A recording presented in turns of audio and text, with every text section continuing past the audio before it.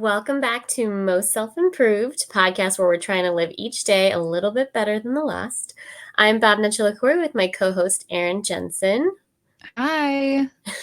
And for this episode, really excited because we're speaking with Dara Zycherman, a minimalist lifestyle coach. Very cool title. I am excited to speak about this topic for a couple of reasons. First, I feel like when I think about times in my life where I was living really simply and without much stuff, I was very happy. So I just remember this really strong sense of contentment, which feels a little counterintuitive, but I've never been a person who's bought a lot of stuff. I love to use used things. If people have been with us in the Deeper Than Money series, they know. It's because of the money trauma. Yeah, you beat yourself up for a new t-shirt or... I did. I did. But I don't know, it feels like there's a pressure as you get older, get a bigger house and more stuff. Like it's a part of growing up. So I've just been really interested by this whole backlash against that in the form of Marie Kondo and minimalism and not having that much stuff. So I'm curious what you think about minimalism. First thought, minimalist life coach seems like a long title for a minimalist. Second thought, you are podcasting from your brand new shiny big house, I imagine. So it's not that big. And I am podcasting from a very cluttered office, podcast studio, workout emporium. And I'm just thinking, wow, I really want to clean out my closet. So I feel like I'm packing a lot of stuff and I want to travel a little lighter. I think less stuff, you feel lighter, less clutter is good for your brain. I think this should be good.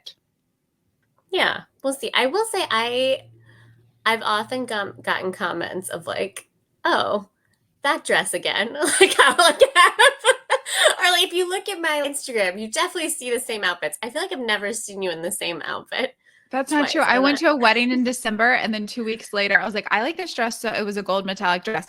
2 weeks later was New Year's. I was like, I'm not going to find anything I like better. And I wore it again. Both went to the gram. So Did you wear that dress to my wedding? Gold metallic? No, I wore a very leggy black sequined one but it had sequins. Yes, but the gold for New Year's did not have sequins. It was understated metallic gold made of the same material I think diner booths are made out of, I think. Some sort of vinyl, wipeable vinyl. But yeah, I have no issue with re-wearing clothes at all. Maybe we're minimalists already. Yeah, your friends need to relax and listen to this episode. Right? Cool. So let's get started by welcoming Dara to the podcast. Hi. Really excited to have you here. I'd love to just start with the basics. So what exactly is minimalism? How do you define it? There isn't one definition of it. So the word minimalism is really a part of our design lexicon, and it's a design aesthetic, right? A lot of artists use minimalism, and then it's sort of transformed into a description of a home or a lifestyle outside of the design. And what that allows us to do is adapt that word, adapt that meaning to what is important to us. So when I talk about minimalism, it's different than when other people do. And I'm not here to say what's right or wrong. But when I talk about minimalism, I'm talking about mindfulness, mindfully choosing what you truly want and need. I'm talking about a minimalism that stems from deep honesty with yourself and the pursuit of what's most meaningful to you. And I'm looking at it through the lens of simplicity in all aspects of your life, not just your physical objects, so that you have full focus and efficiency. So the key points there is that it doesn't stem from an outer definition and structure. It actually stems from mindfulness. And what I have noticed is that most people's homes, from a physical standpoint, and their lifestyles are not aligned with who they are, their values, their goals, and their priorities. It's like having the wrong toolbox for the project you're constructing. And simplicity is not the same thing as organization. So I really promote, even though I help people organize, I really try to get them to simplify things rather than organizing a lot of things. What is the benefit of this? It goes from the deepest level to just like, my day isn't chaotic because I know where to find the shoes I have to wear today and they fit and I like them. We make 10,000 decisions every day, right? We're constantly deciding something. And for the most misaligned lives and the most maximalist and the most chaotic, that's a huge burden. So what are we getting? The burden is lifted. So that's where the less is more, right? You feel better about yourself. And the things that you think bother you don't really bother you. It's the misalignment that's bothering you. That's the friction that's happening. A lot of what you see, people call it minimalism, but it's just kind of organizing. So what's the difference there? So organizing is about structure and a system, which are very important in minimalism. But what you're doing when you organize is identifying something and essentially putting it in a location that is accessible in the appropriate way for you. When you organize, you aren't necessarily getting rid of anything. So off the bat, that makes them different because organizing does not necessitate letting things go. It seems like your point of view is that your environment can really affect your inner world. How can your approach to your outer world help you improve yourself and your inner world? Like finding a husband. Are you going to be ready to meet that special somebody if you have a house you can't invite them into because it's so disorganized and disgusting? That's at a very basic level. But another piece of that is confidence or embarrassment. If you are in an environment that makes you feel bad, then your inner world is less confident, which we know affects everything that you do. It's not specific to minimalism. It can make you feel less confident because you have a bunch of stuff from various relationships in your life, current or past, that are upsetting to you. It could be because you leave out stuff that you were supposed to return to Amazon and you've lost hundreds of dollars and you keep looking at the items, trying to figure out what to do with them. You could look at dirty dishes all over your counter and be like, why am I an adult who's unable to keep my dishes clean? You might have a shopping addiction. And so every time you go into your closet and see bags and bags that haven't even been opened, you don't feel good about yourself, but you don't want to confront it. So you just look at it every day and do nothing. If you are working on a project and you don't have the tools to successfully complete that project, either because you don't have room to do it, you can't find the things you need to do it, you don't have the right things because you have other things cluttering your space, you're not going to be able to achieve the goals that you have. Speaking as a girl who has a $50 denim dress from Amazon that she ordered that does not fit and at all, as the reviews suggested. And I'll probably never get that back. So $50, I'll figure out what to do with it. But, a baby girl likes options. What does the minimalist life look like? I assume it's different for everyone. How do you figure out what is enough for you? Getting dressed up is one of my pleasures. And I'm not in any sort of debt. I don't think I'm a shopping addict. First of all, and this is one thing I like to mention, and this is good news, of all the problems that I find in people's homes, clothing is almost always the one that I'm least concerned with. Because I have found that the bigger issue is that they have a process for laundry and putting away their clothes. That is important. But if you have 2 t-shirts or 200 t-shirts, the difference in your life it's minimal. As long as the clothing isn't on the floor and you can access it, you generally know what you have. As long as that's organized in a efficient way, I actually don't worry about that with people. And I have found that almost always that is the number one thing people want to work on with me. And it's because it's the easiest. And it makes you feel the best because people will say, oh, I went in my closet, I got rid of 4 bags of clothing. But they didn't really do very much to change their life. You know what I mean? It's the other stuff that actually matters more. At the very beginning of creating a minimalist lifestyle, you don't touch anything in your home.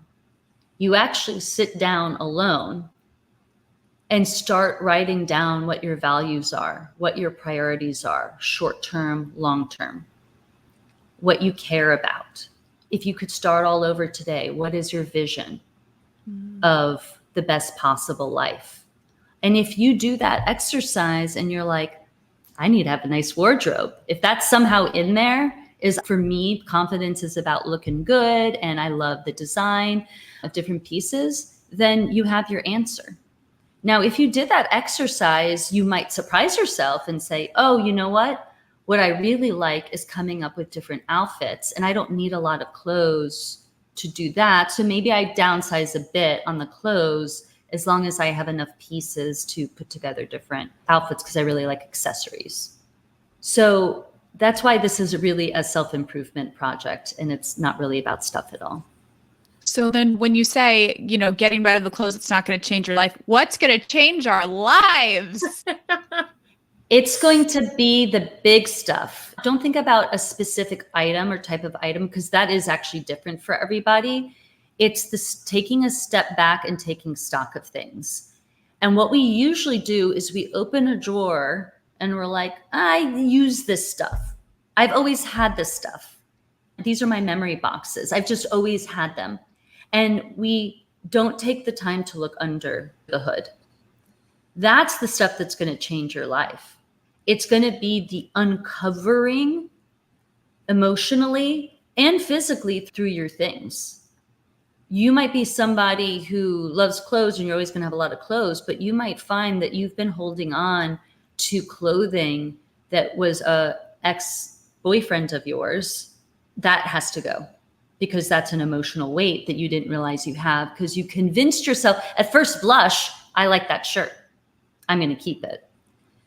That's what's going to change your life. It's going to be when you go through certain cabinets and boxes that you don't think about and you start thinking about them. It's going to be when you say to yourself, I always thought that I was a musician, but now I've taken stock in my home and I have all of these things related to various instruments, recordings, music books, whatever it is. And if I'm going to have a heart-to-heart with myself, I don't want to do that anymore. It's not important enough.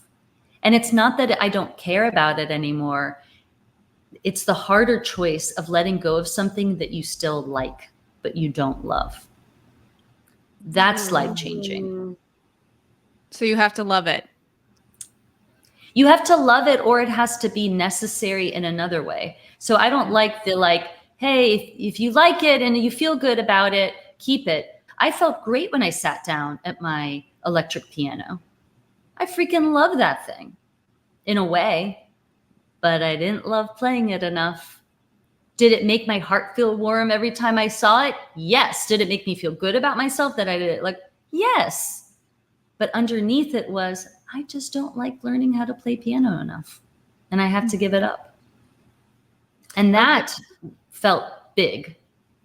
Does it make me feel bad about myself? That is the number one question. I cannot tell you how many memories people hold on to that aren't good. I used to think the issue is people were holding on to memorabilia because they liked it, but it's usually out of obligation or it's actually sadness. What makes people hold on to things that are making them sad? I mean, what makes your friends hold on to bad relationships that are good? Don't serve them. Come on. Yeah, that's a great analogy. We hold on to what's familiar, and that's very true with relationships.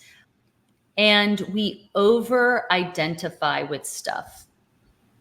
An object is only meaningful if you make it meaningful. Nothing is intrinsically meaningful. If you want to infuse it with meaning and you want to keep it because in your minimalist lifestyle you've designed, you've decided that having a few pieces of memorabilia that you find beautiful is important to you, great. Then you're a minimalist. Wonderful. But meaning is infused by the owner of an object. It is not within it. And Hmm. we over-identify with everything. A lot of what I find in people's homes too are items that just arrived there, things that people left there, things that they were given as gifts, things that they don't even remember how they're in their home. People just accumulate without even knowing, but once it's inside their home, suddenly they're kind of using agency in the wrong way. It's like, now it's mine and I need to like really consider this, and why would I get rid of it? It's like, you didn't even want it here in the first place. So keep in mind that you have control over all of these things, that you can never really own something, but you're the steward of it while it's in your home, and you have to be responsible.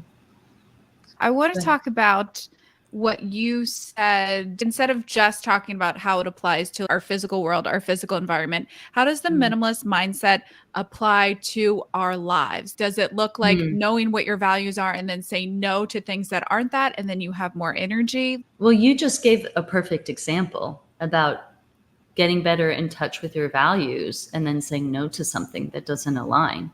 My partner always says, I have a dome around me and I'm always trying to keep things out of the dome. And he's not talking about physical objects. He's like, the first words out of your mouth is always no. And it's not like I don't do anything nice for people or I don't socialize, but my filter is no unless it's a yes. But it's easier for me to make those decisions because of exactly what you said, which is I'll always line it back with my values and what I decided, what I'm prioritizing right now. So that's a big piece of it. Financial is a huge piece of it. If you are engaging in a minimalist lifestyle, that means that you're being mindful about your money. It means you know where every single dollar you have lives. You know how much you have at any given time.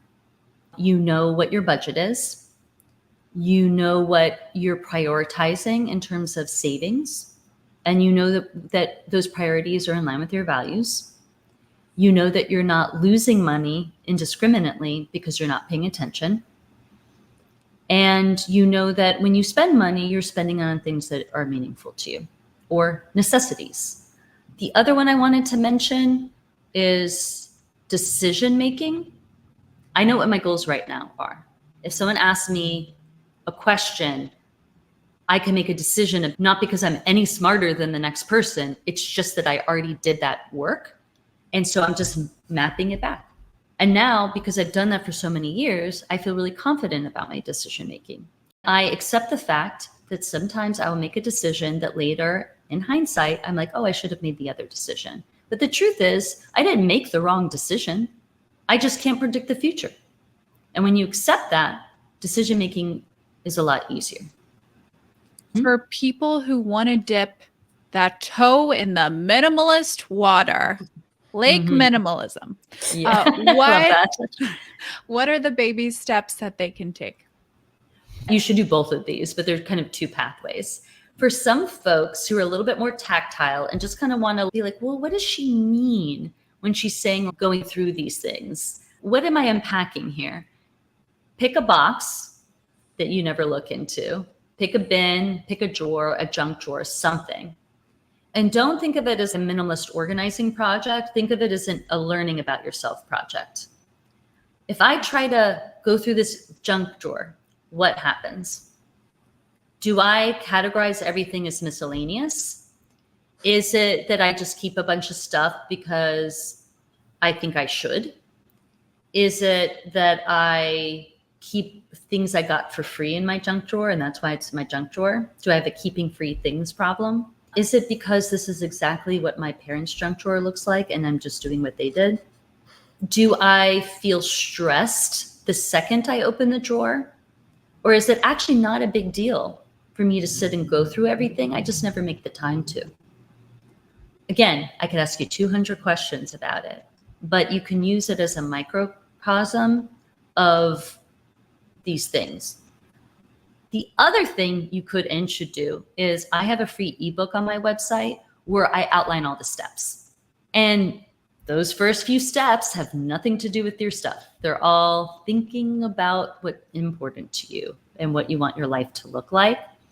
I implore people to dip their toe in, by imagining that they're starting from scratch, and not that they're deleting from what they have, but they're using their home as a store that they can take things from for free to put in their new home. So those first few steps are all about priorities and goals, etc., and visualizing this new life. And then it's all about just literally looking at everything you have.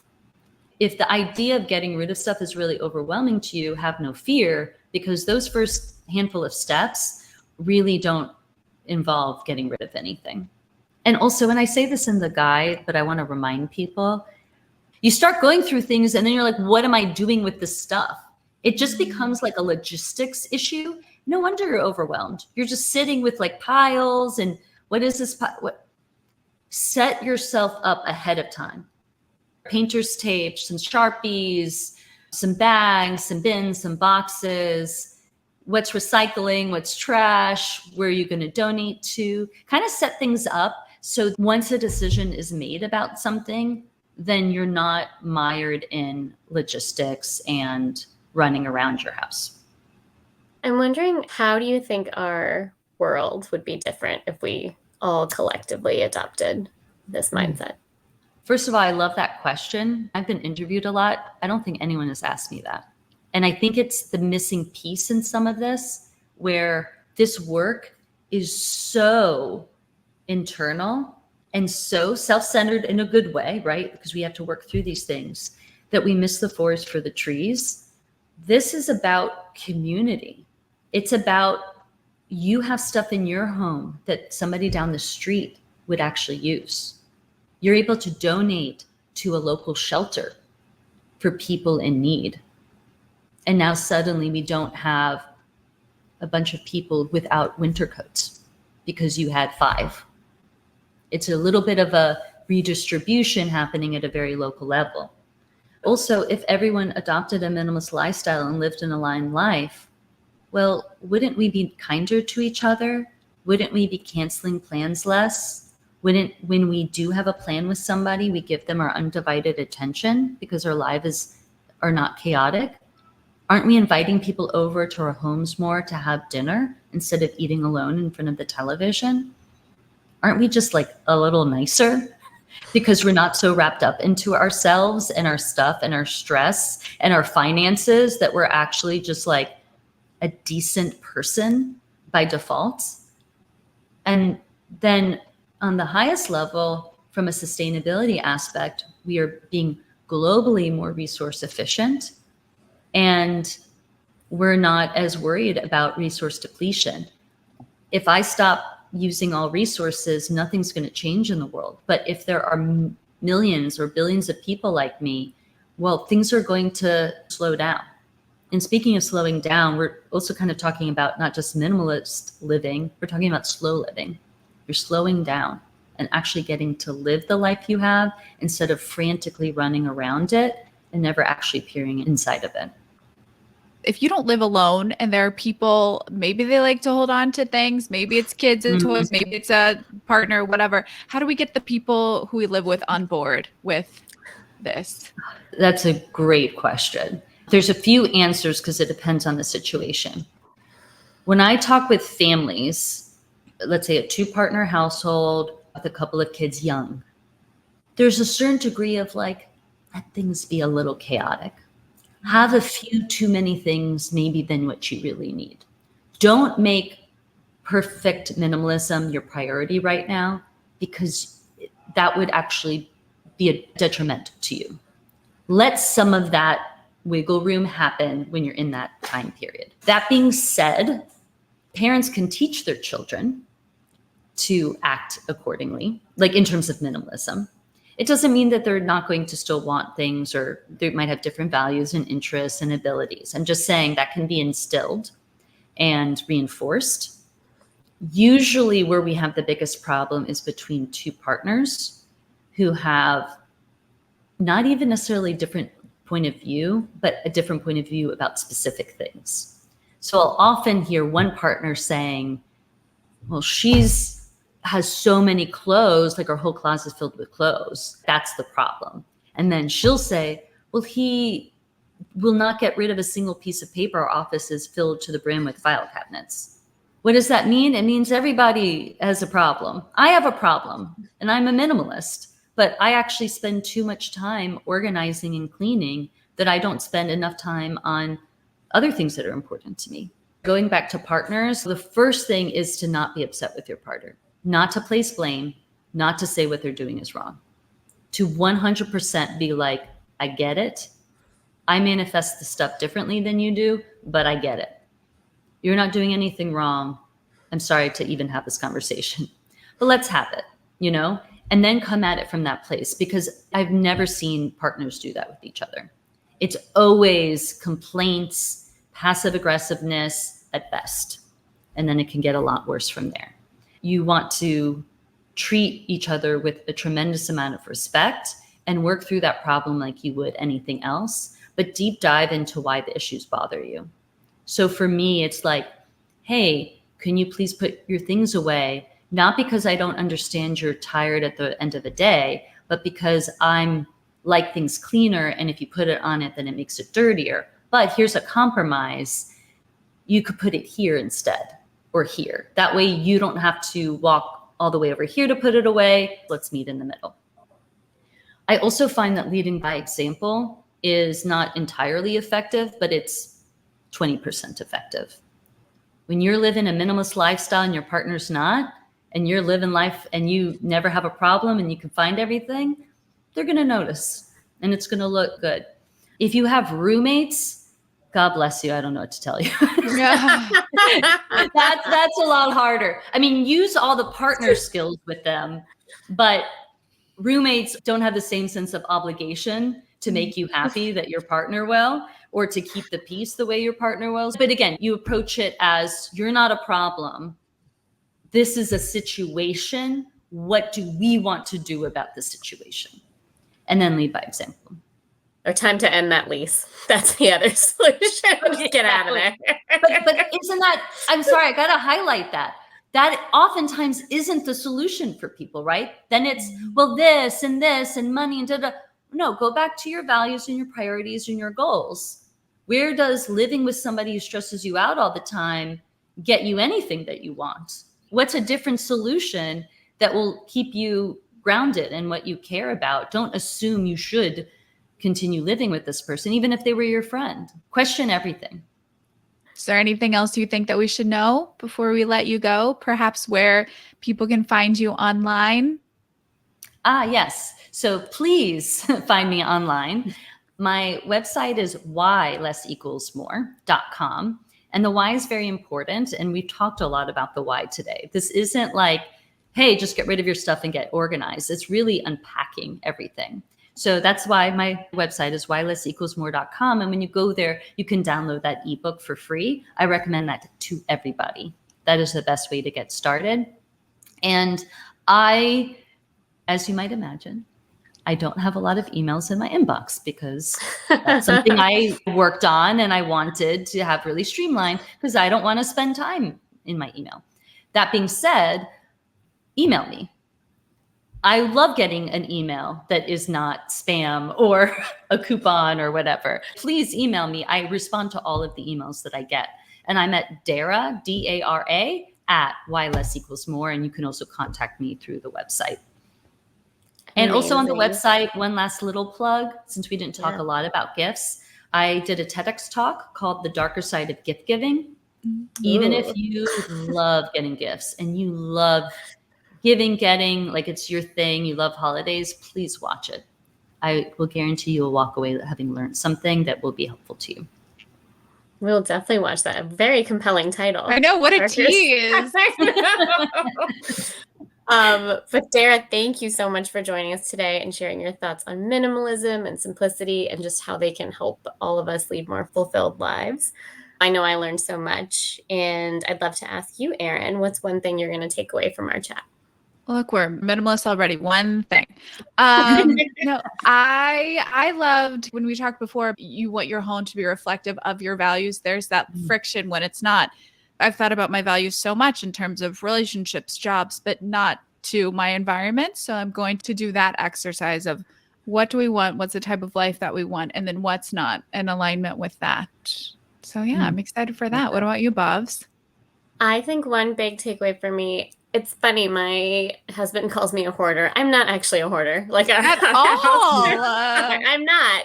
He's just much more on that side of things. But what you said about objects not having meaning. First, I was like, yes, they do. Like, of course they do. But it is the meaning that I am infusing.